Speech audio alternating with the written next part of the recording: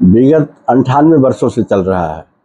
इसके founder member है महात्मा नारायण स्वामी, जो एक महान व्यक्तित्व के स्वामी थे। ये स्वयं योगी थे और महर्षि दयानंद के सिद्धांतों पर चलने वाले थे। ये आश्रम भी महर्षि दयानंद के सिद्धांतों पर चलता है। महर्षि दयानंद को शायद आप लोग जानते भी होंगे, ठीक से जानते होंगे। तो ये आर्य समाज का ये सिद्धांत है। यहाँ पे 10 नियम हैं, 10 नियमों को यहाँ पर लागू किया जाता है। और एक सबसे बड़ी बात है कि इसमें खास बात कि ये वेदों के सिद्धांत पे, आर्य समाज है वेद के सिद्धांतों पे चलता है, अन्य पौराणिकों के सिद्धांत पे नहीं। वेद में जो वेद सब सत्य विद्याओं का पुस्तक है और इसी आधार पे सारी हमारी कार्य प्रणाली है। और एक स्वस्थ परंपरा का निर्माण यहाँ हम लोग करते हैं। जो भी यहाँ पर लोग आते हैं और हर साल यहाँ पर प्रधान पद का चुनाव होता है। कोई लगातार 2 साल 3 साल भी रह जाता है, कोई 1 साल में चला जाता है, जैसे भी होते। तो अब कुछ कमियां तो हर आश्रम में रह जाती हैं और विशेषकर जहाँ आध्यात्मिक आश्रम है, अध्यात्म से अगर कहीं कोई विचलित हुआ या कोई थोड़ी सी गड़बड़ी होती है, उसको हम लोग ठीक करने का प्रयास करते हैं। अन्य प्रधान के या चुनाव होने का तात्पर्य यही होता है कि जो कमियां आ गई हैं उसको ठीक किया जाए, और यही बेसिक यहाँ का सिद्धांत है। यही हम लोग और जितने भी 50 साल के ऊपर के लोग आते हैं उन्हीं को लिया जाता है, जो अपनी सारी जिम्मेदारियों का वहन करके कर चुके होते हैं, उनको यहाँ पर लिया जाता है, जो स्वस्थ हों। और ये दान पर ही चलता है। सरकार का इसमें किसी सरकारी तंत्र की भूमिका नहीं है। पूरे का पूरा ये हम लोग स्वयं दान सब लोग देते हैं, बाहर से भी दान आता है, दान के अनुसार ये चलता है। अच्छा, वानप्रस्थ का तात्पर्य आप लोग जानते हैं क्या है? मतलब लाइफ जो है, 1 मिनट जरा होल्ड करेंगे, जो वेदों के हिसाब से है 4 भागों में बटी हुई। First is brahmacharya, ranging from start to 25 years. Second is grihastha, 25 onward to 50, and third is वानप्रस्थ, 50 onward to 75, and last is 75 onward.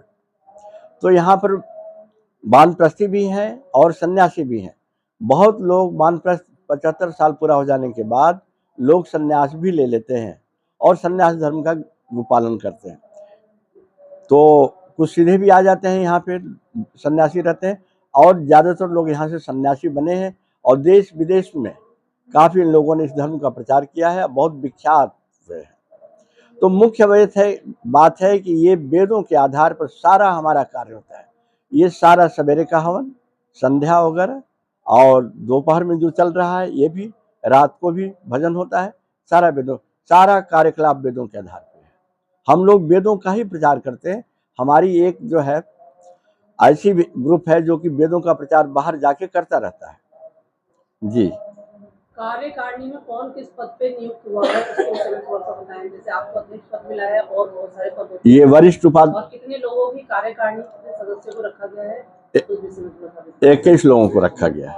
आपने प्रधान मिस्टर कामेंद्र सिंह, दूसरे श्री NK सिंह उप प्रधान वो भी है, दया शंकर दुबे वो भी उप प्रधान है, देवेंद्र कुमार त्यागी ये भी उप प्रधान है। तो इस तरह के मतलब प्रधान और उप प्रधान मिला के 5 की संख्या होती है, जो मैक्सिमम है। उसके बाद मंत्री हैं श्रीमती शोभा रानी, उप मंत्री हैं सुश्री जितेंद्री, फिर उप मंत्री हैं श्रीमती संतोष भारद्वाज। ये 3 मंत्री और उप मंत्री हो गए। ये भी 5 की संख्या हो सकती है, लेकिन इसको सीमित किया गया है। श्री अनिल शर्मा कोषाध्यक्ष है, श्रीमती वीणा सचदेवा पुस्तकालय अध्यक्षा है, श्रीमती निर्मल सचदेवा अंतरंग सदस्य हैं। अंतरंग सदस्य इस वक्त 10 हैं, उनको मैं बता रहा हूँ। श्रीमती निर्मल सचदेवा, विनीत मित्रा, श्री अनित कुमार त्यागी, श्री महेंद्र मुनि, श्रीमती लक्ष्मी दहिया, श्री अशोक राघव, श्रीमती सरोज सहगल, श्री पतराम, श्रीमती मनीषा गुप्ता, श्री परशुराम राजपूत। ये हो गए टोटल। ये कार्यकारिणी है मैडम। और कार्यकारिणी के अतिरिक्त भी यहाँ बहुत सारे कार्य होते हैं जिनकी समितियां बनाई जाती हैं। समितियां भी बनी नहीं, समितियों को बनाने में टाइम लगता है। कम से कम 15-20 समितियां होती हैं, वो अभी हम लोग बनाएंगे बैठ के। प्राथमिकता का प्राबल्य हो, आध्यात्मिक रुचि बढ़े लोगों की, ये बदलाव है। उसके लिए क्या कार्यविधि अपनाएंगे? कार्यविधि जो हम इनटेक लेते हैं, इनटेक में पहले ये परंपरा है या नियम भी है, जब भी कोई आता है 3 महीना उसको गेस्ट हाउस में रखते हैं। 3 महीने गेस्ट हाउस में रखने में पहले तो आर्य समाज से ही होना चाहिए। आर्य समाज का कहीं सदस्य रहा हो, उसका सर्टिफिकेट लेते हैं या उसके बारे में जानकारी प्राप्त करते हैं। गेस्ट हाउस में रहता है 3 महीना, उस बीच हम आचरण उनका देखते हैं कि रहने योग्य है या नहीं है। फिर उसके बाद 3 महीने के अंदर वो संध्या वगैरह का जो यहाँ वेद के अनुसार जो संध्या होती है, संध्या को स्मरण करना होता है। 3 महीने बाद एक दीक्षा समिति है, दीक्षा समिति उनका ओरल परीक्षा होती है, परीक्षा में सफल होने पर ही उनको कुटिया दी जाती है, वो अस्थायी सदस्य तभी बन सकते हैं।